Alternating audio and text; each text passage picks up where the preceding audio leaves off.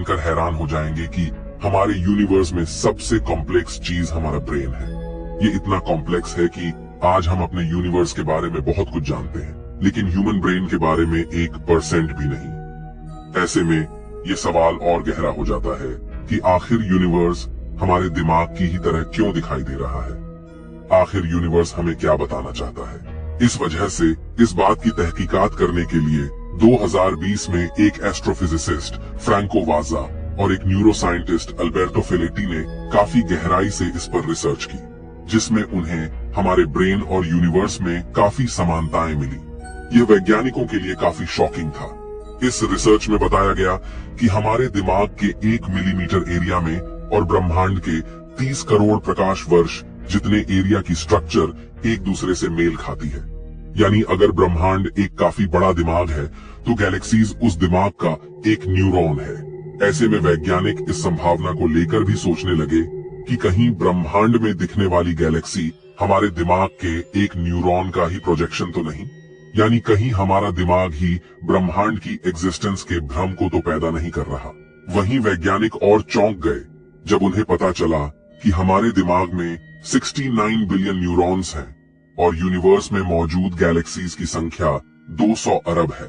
चौंकाने वाली बात यह है कि ये सभी न्यूरॉन दिमाग के पूरे हिस्से का 30% भाग है और वहीं ये गैलेक्सीज भी पूरे यूनिवर्स के मास का 30% ही है, जो कि बिल्कुल बराबर है।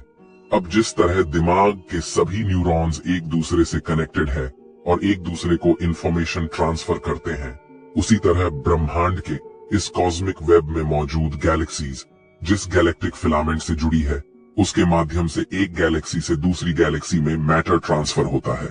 हमारे दिमाग में एक एक node on an average 4 connections बनाता है। वहीं कॉस्मिक वेब में मौजूद गैलेक्टिक नोड भी 4 से 5 कनेक्शंस बनाता है। दोस्तों, यह सब देखकर वैज्ञानिकों का दिमाग तो चकराना ही था और ये ऑब्जर्वेशन कुछ ऐसी संभावनाओं और सवालों को खड़ा करता है जिसे सुनकर आपको यकीन नहीं होगा। यानी क्या ब्रह्मांड भी हमारी तरह सोच सकता है? क्या ब्रह्मांड में भी हमारी तरह कॉन्शियसनेस है? क्या हमारी कॉन्शियसनेस ब्रह्मांड की वजह से पैदा होती है? अगर ब्रह्मांड सच में एग्जिस्ट नहीं करता और यह हमारे दिमाग का प्रोजेक्शन है, तब क्या हम खुद ही ब्रह्मांड है? अगर ब्रह्मांड किसी दूसरे जीव का दिमाग है तो वह जीव कौन है? क्या वह हमसे सुपर इंटेलिजेंट बीइंग है? क्या वह हमारी तरह ही एक इंसान है या वह किसी दूसरे जानवर का दिमाग है? अगर ब्रह्मांड एक दिमाग है तो यह एक डेड ब्रेन है या अलाइव? इसे और अधिक समझने के लिए हमें अपने दिमाग और ब्रह्मांड की ओर भी समानताएं और असमानताएं देखने की जरूरत है। अगर हम समानताओं की बात करें तो ऐसी कई समानताएं हैं जो हमें सोचने पर मजबूर करती हैं कि आखिर हमारे डेली लाइफ में मौजूद चीजों में, सूक्ष्म दुनिया में और यूनिवर्स में इतनी समानताएं क्यों हैं? जैसे कि एटम और सोलर सिस्टम की स्ट्रक्चर, गैलेक्सीज में मौजूद तारे, यूनिवर्स में मौजूद गैलेक्सीज, हमारे शरीर में मौजूद कोशिकाएं, कोशिकाओं में मौजूद एटम्स की संख्या लगभग 10 to the power 11 से लेकर 10 to the power 14, यानी लगभग एक समान ऑर्डर के नंबर में मौजूद है। दिमाग का 70% भाग पानी है और ब्रह्मांड में 70% भाग डार्क एनर्जी है। इस वजह से ऐसे सवाल वैज्ञानिकों के मन में है कि क्या हम सब और सभी स्टार्स, गैलेक्सीज मिलकर किसी जाइंट लिविंग बीइंग के शरीर का निर्माण कर रहे हैं। दोस्तों, अब यूनिवर्स हमें ये सोचने पर मजबूर कर रहा है कि यह ब्रह्मांड तो किसी लिविंग बीइंग का जाइंट ब्रेन है, जो शायद हमारी तरह और भी बड़े यूनिवर्स में यानी अपनी दुनिया में मस्ती कर रहा है। लेकिन जिस तरह हमारे ब्रेन में होने वाली फास्ट प्रोसेसिंग स्पीड की वजह से हम अपने सारे काम कर पाते हैं, क्या उसी तरह वह जाइंट इंसान कर पाएगा? अगर आपके ऊपर कोई अटैक करता है तो आप तुरंत अपना बचाव करते हो।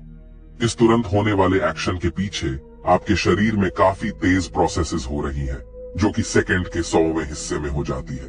जैसे कि ब्रेन द्वारा सिग्नल देना कि आपको हाथ उठाकर खुद को बचाना है, उसके लिए आपके अंदर कंटिन्यूअस एनर्जी की सप्लाई होना, आपकी सेल्स में एनर्जी का प्रोड्यूस होना, आपके ब्रेन द्वारा चीजों को अंडरस्टैंड करना, ये सब तभी तेजी से हो सकता है जब हमारे अंदर की प्रोसेसेस कुछ मिली सेकेंड्स में ही हो। इसी तरह इस यूनिवर्सल लिविंग बीइंग की हरकतें भी इतनी तेजी से होने चाहिए। लेकिन यही यूनिवर्स अब हमें एक ऐसे नियम की याद दिलाता है जो हर बार हमारे घमंड को तोड़ता है, यानी एल्बर्ट आइंस्टाइन की स्पेशल थियरी ऑफ रिलेटिविटी, जिसके अनुसार इस ब्रह्मांड में कुछ भी प्रकाश से तेज संभव नहीं है।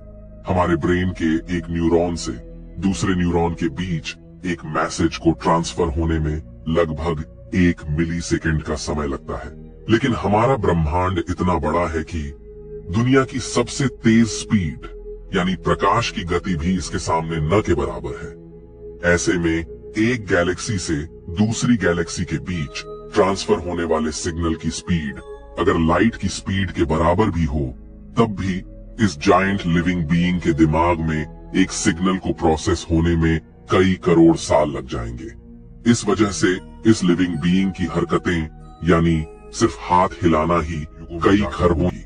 ऐसे में प्रकाश की गति हमारी कल्पना की धज्जियां उड़ाती है। लेकिन वहीं यूनिवर्स इतना रहस्यमय है कि यहाँ हमें ऐसी ऐसी नई रहस्यमय जानकारियां मिलती है जो हमें फिर से सोचने पर मजबूर करती है कि कहीं यूनिवर्स किसी का दिमाग तो नहीं। दोस्तों, हम जानते हैं कि इसी ब्रह्मांड में क्वांटम इंटेंगलमेंट जैसी चीजें भी होती हैं जो प्रकाश की गति का मजाक उड़ाती है। वैज्ञानिक हैरान है कि 2 एंटेंगल पार्टिकल्स जो एक दूसरे से खरबों प्रकाश वर्ष दूर है, आखिर उनके बीच में इंफॉर्मेशन इंस्टेंटली कैसे ट्रांसफर हो जाती है। ऐसे में कुछ लोग यह भी मानते हैं कि इस जायंट लिविंग बीइंग के बीच की इंफॉर्मेशन इस तरह इंस्टेंटली भी ट्रांसफर हो सकती है जिससे वह सोच सकता है और तुरंत एक्टिविटीज कर सकता है। लेकिन दोस्तों, इन रियलिटी गैलेक्टिक फिलामेंट से जो मैटर 2 गैलेक्सीज के बीच ट्रांसफर होता है उसकी स्पीड प्रकाश के मुकाबले ही काफी कम है। यहाँ पर कुछ रिसर्चर्स का मानना है कि हो सकता है कि ये मैटर वो इंफॉर्मेशन नहीं है बल्कि इंफॉर्मेशन किसी दूसरी फॉर्म में ट्रांसफर होती हो।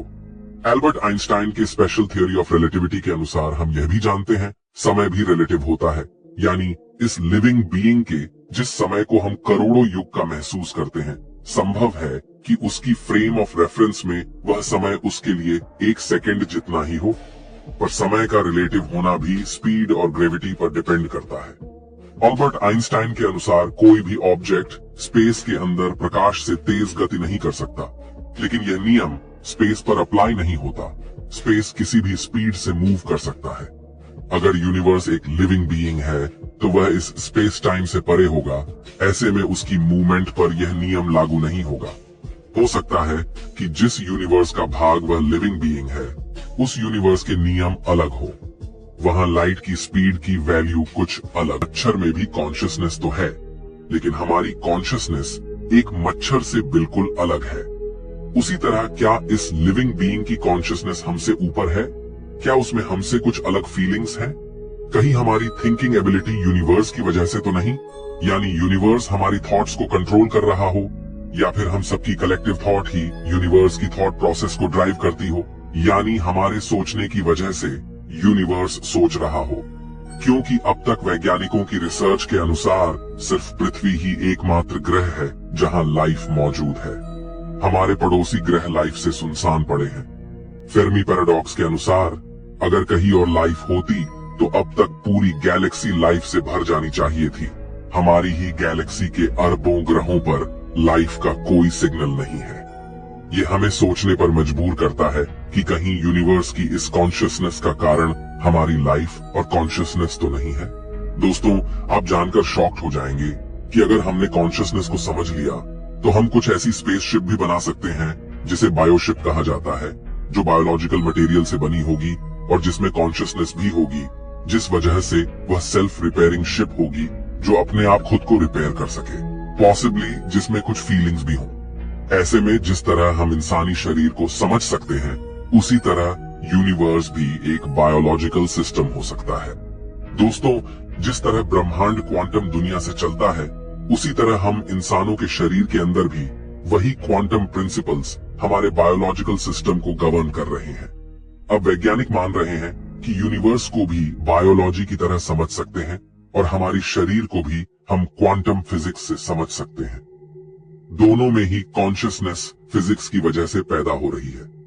जिस तरह क्वांटम दुनिया के कई फिनोमिनॉन हैं, जैसे क्वांटम कोहेरेंस, क्वांटम टनलिंग और क्वांटम एंटेंगलमेंट। ये सब फिनोमिनॉन सभी बायोलॉजिकल बीइंग्स में भी ऑब्जर्व किए गए हैं। हमारे शरीर में मौजूद खरबों कोशिकाओं में लगातार ये क्वांटम इवेंट्स हो रहे हैं। यहाँ तक कि हमारी एज बढ़ने के पीछे भी कुछ क्वांटम फिनोमिनॉन का रोल हो सकता है। जहाँ कुछ वैज्ञानिक कॉन्शियसनेस को लेकर सोच रहे हैं, वहीं कुछ रिसर्चर्स इस बात की ओर इशारा कर रहे हैं कि यूनिवर्स में बिछा ये cosmic web, cosmic neural network किसी कंप्यूटर सिमुलेशन का हिस्सा तो नहीं। यानी यूनिवर्स जिसे हम दिमाग समझ रहे हैं, वह कॉस्मिक वेब कंप्यूटर के अंदर मौजूद न्यूरल नेटवर्क भी हो सकता है। यानी हम किसी दिमाग की बजाय किसी कंप्यूटर के अंदर भी मौजूद हो सकते हैं। लेकिन दोस्तों, चाहे हम किसी बायोलॉजिकल बीइंग के अंदर हो या किसी कंप्यूटर के अंदर, अगर ब्रह्मांड कॉन्शियस है तो वह हमसे क्या चाहता है? क्योंकि अगर वह कॉन्शियस है तो वह भी सोचता होगा, उसकी भी हमारी तरह कई इच्छाएं होंगी। ऐसे में सवाल है कि क्या उसका कोई मकसद है? आखिर वह हमसे क्या चाहता होगा? यानी हमारी जिंदगी को वह कौन सा मकसद देना चाहता है? क्या वह हमसे अपने किसी मकसद को पूरा करना चाहता है? इसके लिए हमें सोचना होगा कि आखिर ब्रह्मांड हमें क्या इशारा दे रहा है कि हम अपनी लाइफ में क्या करें, क्या ना करें। ब्रह्मांड के अनुसार हमारी जिंदगी का क्या मकसद हो सकता है?